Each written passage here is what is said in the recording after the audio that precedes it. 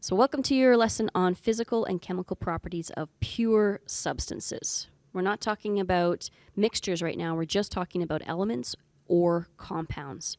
Because again, a mixture is just a pile of different types of elements or compounds together. So properties are what we use to describe and identify so we can know what type of matter we're talking about. So for example, the fact that salt dissolves in water, that's one of salt's properties. Not everything dissolves in water. If you threw a rock into water, it wouldn't suddenly dissolve. But if you threw a chunk of salt in there, it sure would. So that is a property that helps us to identify that a lump could be salt. The fact that iron is magnetic. Not all metals are magnetic, but iron is. So it's a property that's special for iron. Lithium is another type of metal. It's a soft metal. And it happens to react with water quite violently. This is one of the ones that could burst into flame if you put it in with water. A metal, can you imagine that? A metal bursting into flame. So it can react with water. Well, that is a property. It's something that lithium does that not every other element will do. So an element that is in the same group or family on the periodic table, and you'll see that when I give you the periodic table in another lesson, have very similar chemical and physical properties. So you'll see that shortly. A physical property, then, is how the particles of that type of matter is going to behave just under normal circumstances. While it's just sitting there as a pile, how is it going to behave? What's it going to look like, and how will it behave? So one of the easiest ones is just what color is it? So it's a very easy way to describe something. What color is it? You learn a lot about color in grade 10. Another thing is what state of matter is it? Right now, looking at it on your table right now, is it solid? Is it a liquid? Is it a gas? At this particular temperature. It could even be something called plasma. Plasma is basically a gas, but it's been heated so much that it actually, you strip electrons off of it and you separate them into their parts and becomes something called plasma. Plasma is what the gas is like in the sun where it's super hot. You learn about that in the space unit. So is it a solid? Is it a liquid? Is it a gas? Or is it in the plasma state? Can you tell the difference there? That would be considered its state of matter property. Then is it in a crystal form? Not everything is crystals, but some things are. What is a crystal? A crystal is very similar to what this little picture shows right here, where you see that the little atoms, they don't just kind of fall into a little group like this, but they actually organize, and they have a specific distance away from each other. That's a crystal shape. You've all seen crystals before. Diamond is a crystal. Sugars are crystals. Salt is in crystals, things like that. Not everything is in crystal form, though. Only some things are. What does it smell like? Is it sharp? Is it pungent? Is it sweet? Is it spicy? Is it bitter? Does it have no odor at all? That's describing its physical property of odor. Clarity is specifically how much light can pass through it. And we use these terms here: transparent, translucent, and opaque. Transparent means all the light can pass through, so you can really see a very clear image on the other side of the substance. So let's say we're looking through glass, like your glass window. You can see outside beautifully. If it's translucent, it's more like this kind of a haze to it. So like a piece of frosted glass might be translucent. You can see light coming through, but you can't really see very clearly on the opposite side of that object. And then we have things like that are opaque. This is when no light's allowed to pass through. So you're looking down at your desk, and you can see that it is opaque. Light does not pass through your desk. Luster also has to do with light, but it's how much light will bounce off an object or reflect off an object. So we would say that if something has very high luster, we would say it's shiny, but other things that don't bounce back light very well, those things would be considered to have low luster. We would call them dull. Malleable and ductile, these two words here, these ones only refer to metals. Nothing else can be called malleable. So you would say then, if you weren't talking about a metal, let's say you were talking about sugar, you wouldn't say sugar is not very malleable. You would say it's not malleable at all. It is not malleable would be a reasonable thing to say. So malleable would be metals only, and it really means that it can be hammered down into a sheet. Kind of like what you see with aluminum foil. You can also get gold foil. You get a whole bunch of different types of foils, and that just means a very thin piece. They're all made of the exact same type of atom. All of aluminum foil is made of specifically aluminum atoms, and they are all just kind of squished down flat into a sheet. Ductile, on the other hand, again, metals only. is when you can pull those atoms and they still stay stuck together nicely, but you can stretch them out to make wires. So something like copper would be a very ductile metal because it makes copper wires for us for our houses so that we can run electricity through our homes. Aluminum also makes really good wires. You can have all sorts of different types of metals that are ductile. Some are more ductile than others, some are more malleable than others. Just depends on what type of metal you have. Then you have viscosity. Viscosity is really only describing fluids. So a fluid could be a liquid or a fluid could be a gas, something that flows. Fluids flow.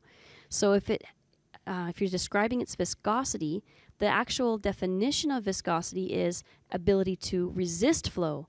How good is it at not flowing? So if it has a very high viscosity, it flows very slowly, something like a thick syrup or lava coming out of a volcano. It's very slow flow of that melted rock. Whereas if something flows very quickly, we would say it has a low viscosity. It's not resisting flow at all. It's just flowing freely. And if it flows very quickly or freely, it's kind of like the way water would flow, then it has a low viscosity. Okay? So high viscosity, slow flow, low viscosity, quick flow. Then we could describe its texture. Texture is how it feels when you touch it. You could use the words like smooth or rough or gritty or slimy or all sorts of different words we can use for texture. Hardness describes whether or not it can scratch something else. And this guy named Mo came along and did this big experiment that everybody has added information to over the years. And he basically just said, well, if hardness is ability of one thing to scratch another, then we can test that and we can make our little scale for this. So he literally grabbed a whole bunch of different objects, like steel knives and glass, and here's a copper penny here, and even a fingernail, all sorts of different things, and he just literally just took the one substance and he scratched it on the other one. Now let's say that the metal is able to make a line or scratch the glass. Then we would say that the metal is harder than the glass. But if the glass can then scratch the penny, then the glass would be harder than the penny. And if the penny is able to scratch the fingernail, then the penny is then harder than the fingernail. So pennies can scratch fingernails. Fingernails cannot scratch and make a dent in the copper penny. So that's what hardness is. It's just comparing each other. So steel is very useful because it can cut a whole lot of things. That's why we use that particular property of the steel in our kitchens and whatnot. We want to be able to cut things, and we can do that with steel. Now, if you want to cut steel, let's say you're trying to cut some metal, you're trying to do some fancy thing in the garage and you want to cut some metal, well, you need something harder than steel. You can't use a knife to cut steel because it's already steel. It's not going to cut itself. So you go to something harder. And the diamond, which is actually made of carbon, it's very fancy carbon, is way harder than steel. So all of those fancy blades that you would get on a saw, if they're metal blades, they're meant to cut metal, then you would have them dipped in diamonds because the diamond is going to be able to slice right through that steel. So that's hardness. Solubility is whether something can dissolve in another substance. If it has high solubility, it dissolves really well. If it has low solubility, maybe it's dissolved somewhat, but not very quickly or not very well. You can still sort of see it floating there a little bit, very low solubility. Or you could say that something is non-soluble. It doesn't dissolve at all. You can always see it. So for example, if you throw salt into water, it'll dissolve, and it dissolves very well. So we would say that salt or sugar have very high solubility. But if you were to throw sand into water, it doesn't dissolve at all, so you would say it's non-soluble. Conductivity, we're going to do a whole fun unit on this with electricity. Conductivity is the ability of the electrons, which are a part of the atom, the negative part, to flow through a material. So if it has high conductivity, it conducts electricity really well. If it has low conductivity, it doesn't do it very well. It's like electrons can pass through, but they're kind of slow and it's not a very useful thing as far as conducting electricity. Or maybe it doesn't conduct electricity at all. And we're going to do a whole unit on talking about things that flow electricity well and things that do not. These would be called conductors if they have the ability to transfer electrons really well. And then if they don't conduct electricity at all, then we would say that they are insulators. So there's no conductivity for insulators. But again, we'll talk about that in future lessons. Then finally, we have density, which is what we're going to spend our next lesson on. Density is how many atoms are packed into a certain space. So how many particles are in a certain area. Usually we're going to measure that in grams per centimeter cubed. Cubed, I want you to picture an actual cube that is 1 centimeter wide, 1 centimeter deep, and 1 centimeter high. And that would give you a centimeter cubed. So it's how much mass, how many grams can you shove into that size of a space for the different types. And density is one of the things that we can use to tell what type of atom we're actually looking at. So for example, gold, very dense. A lot of particles can fit into that one cube. But if you have something like iron or another type of metal, it may be a lot less dense, so you have a lot less mass for that one small cube. So that's the list of physical properties. You're going to want to commit these to memory. So color, state of matter, crystal form, whether it has an odor, how clear is it shiny, can you pound it into a sheet, can you pull it into a wire, if it's a liquid, does it flow well or not, what does it feel like when you touch it, how hard is it, can one thing scratch another, can it dissolve in water, can it conduct electricity, and how dense is it? Those are the 14 properties I want you guys to memorize. But now let's talk about what a chemical property is. Those were physical properties. What is a chemical property? The chemical property is how the matter is going to behave during a chemical reaction. So while the chemical is changing, what does it do with the energy that's built into it? So will it absorb energy, which means that the things around it would get cold? Does it release heat energy, which means that things around, the air around it would get warm? Is there any light that's given off? Emit means to give off.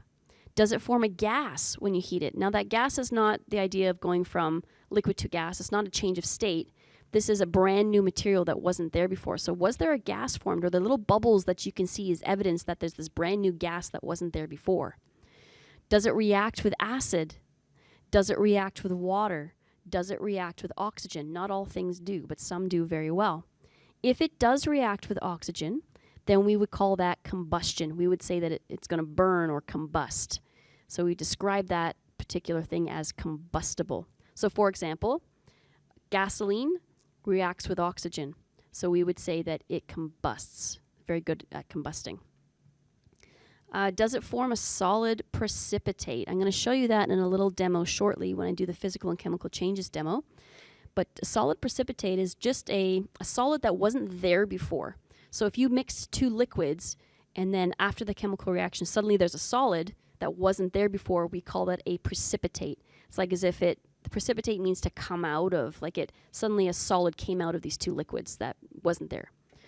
Okay, so it's a brand new material. It's not a change of state. It's not like one of the liquids just suddenly became a solid version of itself. It's a brand new solid that wasn't there before.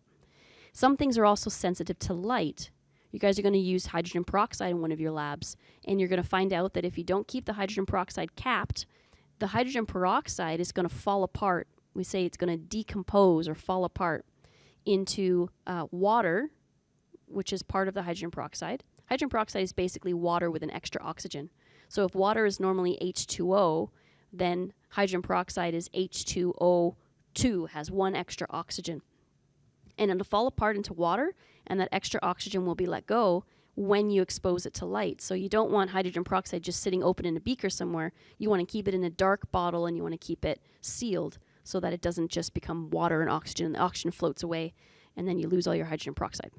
Not every chemical has all of these properties. These are just possible chemical properties. Okay? Not everything will react with an acid. Not everything reacts with water.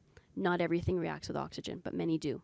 So those are your chemical properties. You also need to memorize these so that you can tell the difference between two different chemicals. And we'll hopefully get to do a lab on physical and chemical properties as well. So finally, let's go and do the lesson on physical and chemical changes. Again, physical change, we mentioned this in previous lessons. A physical change is when you have the exact same substance before and after. The only difference would be that you change the size of it, the shape of it, or you change the state.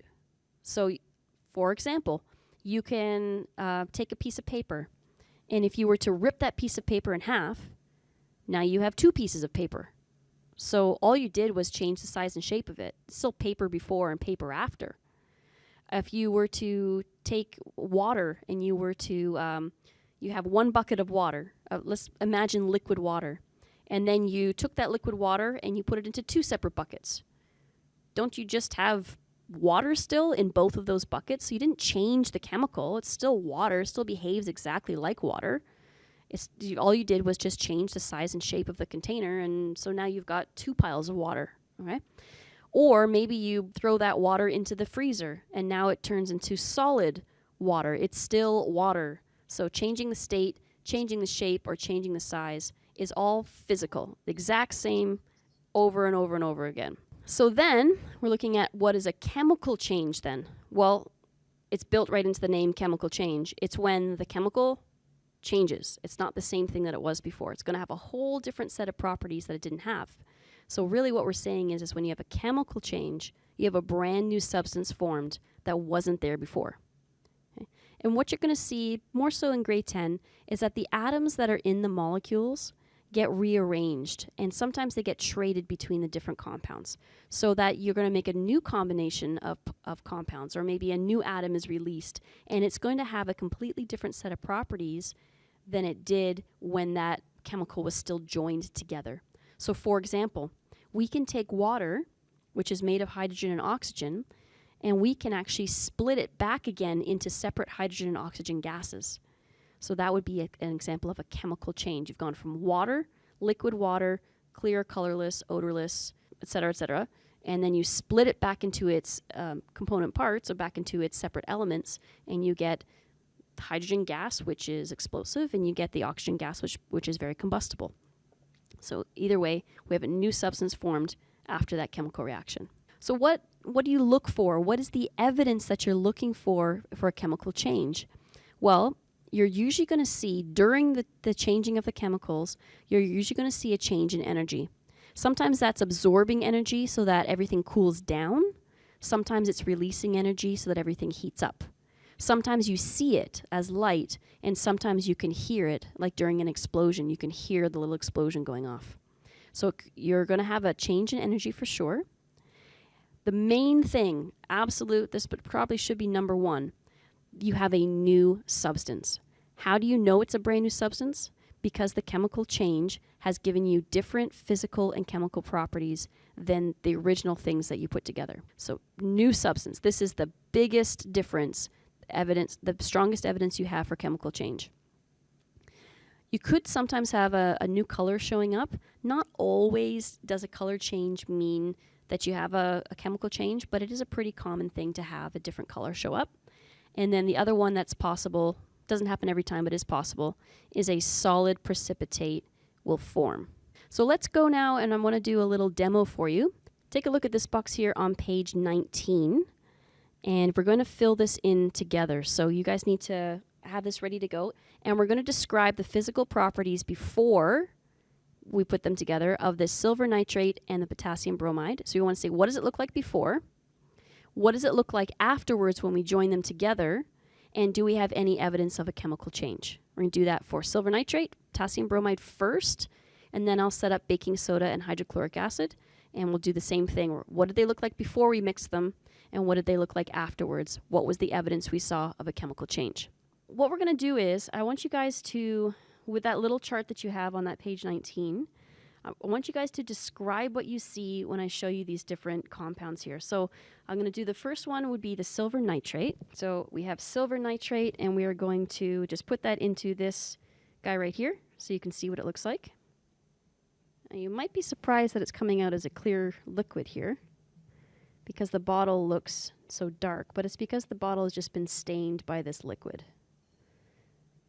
Go ahead and describe that for me. But go ahead and give me at least 5 words. You can look at the physical properties list if you want. Look at 5 words that can describe this particular substance that you see. So far we say it's a clear, colorless liquid. Jog your memory if you want by going to page 18, and you can look at the list of physical properties there. So we've already done color, we've done state of matter. Now, we're not in the same room, so you wouldn't be able to do odor. We've done clarity. Luster, malleable, and ductile don't apply. I could show you the viscosity. You would see, let me just grab that for you. You see it flows kind of like water, right? Flows pretty good. So do you think you would say it has a high viscosity or a low viscosity? High viscosity would flow very slow. So now, so far, we've taken a look at it and we can see it is a clear, colorless liquid with low viscosity. Now, I could do some other tests if I wanted to. I could put some electricity to it and see if it conducts electricity. I'm not going to do that right now. I could somehow measure its density if I was to get its mass and stuff like that. I'm not going to do that right now. And I could look at its solubility. Does it dissolve in water? But again, I'm not going to do that right now. So let's just go with the 4 then.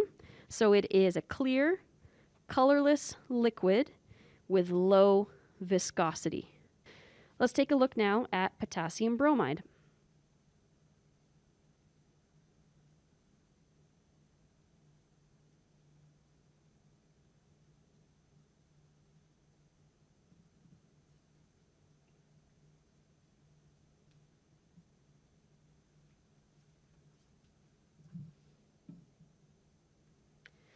Okay, so now taking a look at that, how would you describe that liquid? The liquid would be one description.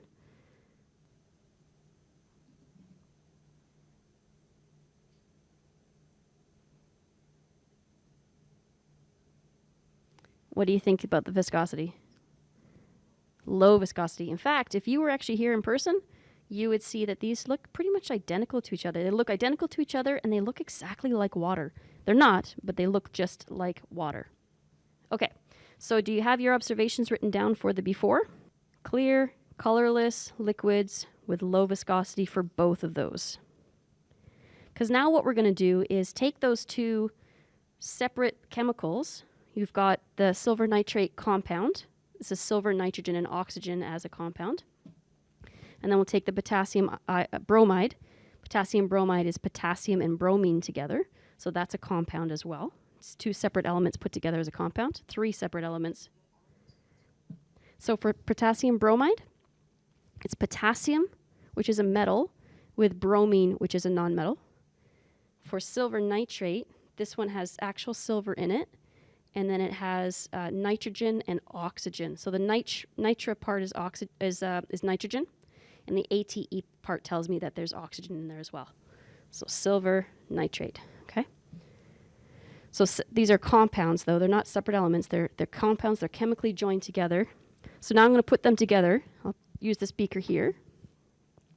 And we're going to be looking for evidences of chemical change. So on page 19 of your booklet, we said that the evidence for chemical change could be a change in energy. So we could see things heat up or cool down. We could see light being produced. We could hear a sound. We're going to look for that. We might not be able to detect it, but it could happen. For sure, we're looking for a new substance, something that wasn't there before that has new properties. We might see a new color, but not always. And we might see a solid precipitate form. So a solid that wasn't there before, because these are clearly 2 liquids. So let's just go ahead and stop the suspense, and we'll just get these mixed together now. So there's the silver nitrate. And here comes the potassium bromide. Watch the beaker. Oh, it's hard for you guys to see because it's...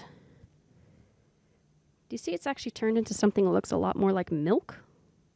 And in fact, there's even a little solid kind of forming along the bottom there. Do you see that? That solid along the bottom wasn't there before. And if I give this enough time and let it sit, I'll show you guys when you're in person. If you give it enough time and let it sit, you end up with a clear, colorless liquid, not the same as either liquid that was there before. Right now it looks a little bit translucent. And then you'll end up with these solid bits, these little, they're almost like a yellowy white solid bits, and that's the precipitate that formed. So I definitely have evidence of a chemical reaction because I have a substance that wasn't there before, a brand new solid that wasn't there, and the liquid that is there is a brand new liquid. It's going to have different properties than both of the liquids that we had before. It may still be clear and colorless, but perhaps it reacts differently with acid or water or whatever else. Maybe it has a different solubility, a slightly different viscosity, things like that, things that we can measure and say that they're different. Okay, so that's your first example of a chemical change with a solid precipitate forming. Now let me just do a quick brief example using another set of chemicals. So what I want you guys to do then is just write this down. Write down what it looks like as the new properties for the new thing. So you're going to say there's a new liquid, it's viscous, it's kind of translucent, and then you're going to say that actually it's clear now, it's all dropping out. It's a clear, colorless liquid, maybe ever so slightly white. And then you've got the solid precipitate that's formed, which is your evidence, okay? So write those descriptions down. All right, so in this example, we're going to use baking soda, which is sodium hydrogen carbonate is the fancy word for it. And you have that at home. Probably use it to keep your fridge fresh or to bake with and all sorts of stuff. Got lots of really good uses for it. You even produce baking soda inside your body. Your pancreas produces baking soda. Then we get inside this bottle here, we've got some hydrochloric acid. Hydrochloric acid is, it can be very strong. See this where it says 6.0 capital M? That's strong, very strong hydrochloric acid. It would burn me if I had it on my skin for too long. I'd have to wash my hands off. This is one of the things that where if you got this on your skin, you would want to make sure that you have rinsed it off for 10 to 15 minutes so that you don't get that chemical burn, right?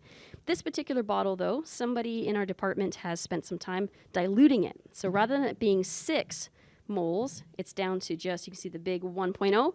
It's been diluted down to 1 moles. So it's not going to be so bad. If it does splash on me, I'm not too worried about it. I'll still rinse my hand off, but I'm not worried about it burning me, okay?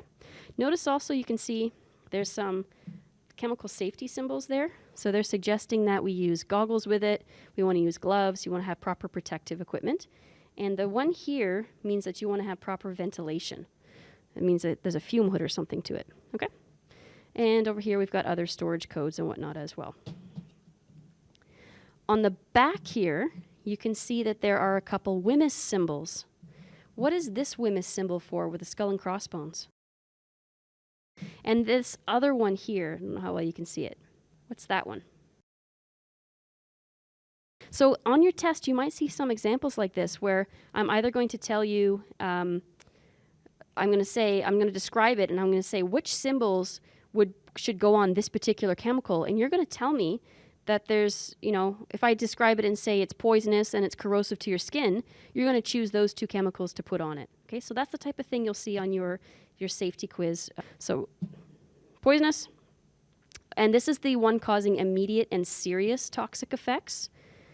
The other one would be the capital T with the little drop on it when it's the other effects. Toxic, but other effects, not the serious one that's going to kill you right away. So we want to make sure that I'm handling this very correctly and wisely. But again, it has been diluted down, so I'm not too worried about it touching my skin. The baking soda, let me just put that in a pile for you. I'm going to take some out of the box using my fancy scoopula. Okay, you take a look at that, you can see, oh, it's just a powder. It's a white powder. So if you guys could give me, let's say, 3 or 4 descriptive words that are going to describe this particular baking soda compound. So it's definitely white. It's a fine powder. What state of matter is it in? It would be a solid. Not a liquid, not a gas. Must be a solid. Okay? So we can describe the baking soda then as a fine white powder that's solid.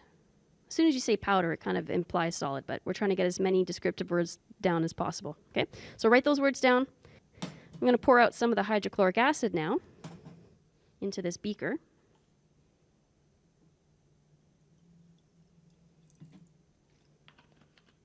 Can you guys describe this for me?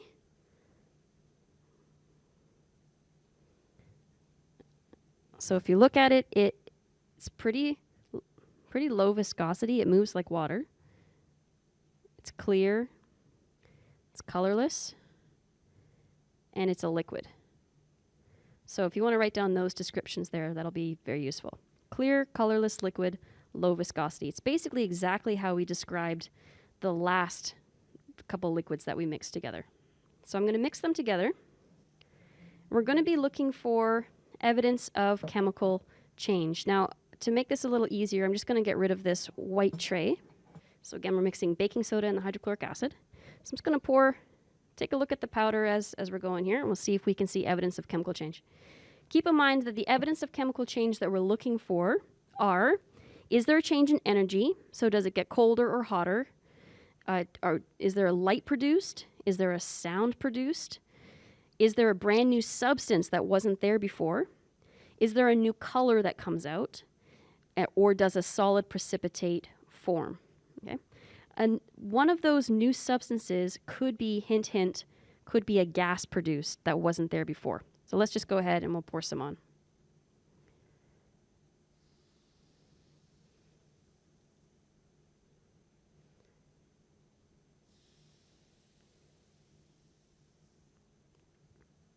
All right. Do you have evidence of a chemical change happening there? Yeah, it bubbled, right? Bubbles are just trapped bits of gas, and you can even see it's still bubbling right now. So that's our evidence then that there was a chemical change that happened, okay? So we have a new substance produced, and that new substance is a gas produced. So in your box, when you say evidence of chemical change for this particular example, you're going to say gas produced, and we could let it, there's still a little bit of the white powder left because it hasn't completely reacted. And there's probably still a little bit of the hydrochloric acid also left because it hasn't fully reacted. But that idea that we have that, you can actually see let me just grab this little thing here. You can actually see as I mix it up, I can continue to make the reaction happen. And that solid powder is actually disappearing because the chemical's being changed. So part of that powder has now become carbon dioxide gas that's just been released. And if I just allow them to keep reacting, I'm going to keep losing that powder. I'm going to end up with that gas produced, and I'm going to probably end up with just a clear liquid. Not the same liquid I had when I started. It'll end up with a different liquid that I didn't have before. So write that down as well. That'll be important for you to have an example of the physical and chemical changes. So we would have been looking to write down something like this. For the silver nitrate, we started with clear colorless liquids with low viscosity for both of them. Then we saw there was a color change, there was a new substance formed, and it was a solid precipitate. What did it look like afterwards? There was a white solid. You could also say, and a clear colorless liquid. But understanding that that clear colorless liquid was not the same as what was there before. Then we could say with the baking soda, the sodium hydrogen carbonate, and the hydrochloric acid, that we've had a swapperoo of the different elements. That's the chemical change that happened. So we started off with a fine white powder. It was opaque, so no light was going through it. It was, if you'd felt it, it would have felt smooth to you, some people would say. It had a little bit of shininess to it, but you couldn't really tell that over the camera. And it was soluble. We could throw it in water and check that. We could say that the hydrochloric acid, again, was a clear colorless liquid with low viscosity. And when we put those things together, we had a gas produced. That was the new substance that we didn't have before. Properties afterwards, that fine white powder was gone. You didn't see that anymore. You had a gas produced, so that's part of the physical properties of the stuff afterwards, and so on, right? This one here, the sodium in the water, will do in person because it's way too cool to just have to see it on camera. So that, my friends, is the end of this particular lesson. Now it's time just to go and get the work done. So please run through and do this assignment here, the properties of matter worksheet. What is the physical property? What's chemical property? You can find that right in the notes. Choosing 3 physical properties, that would be quantitative. That's a fancy way of saying you can put a number to them. 3 of them, that would be qualitative. That's saying that you can only use a description word like smooth or red or whatever. So 3 physical properties, that would be qualitative, no measurements allowed. And then go through and see if you can figure out what property is being described and whether it's physical or chemical property. So for example, when you look down at number 3 here and it says, piece of cardboard is opaque. What's the property being described? Well, you go back up to your list and you look for anything that describes something being opaque. Color doesn't, state of matter doesn't, crystal form doesn't, odor doesn't. Clarity. Clarity, transparent, translucent, or opaque. It's how it interacts with light. How does light pass through it or not? So we would say in this chart for as the piece of cardboard being opaque, we'd say the property being described is the clarity, and then you would say it is a physical property, came off the physical properties list. Okay, very important bit of homework to do here. Same thing with matching these words, so you're going to do that as well. And then you're going to come through and try this, this assignment as well, the physical and chemical changes practice.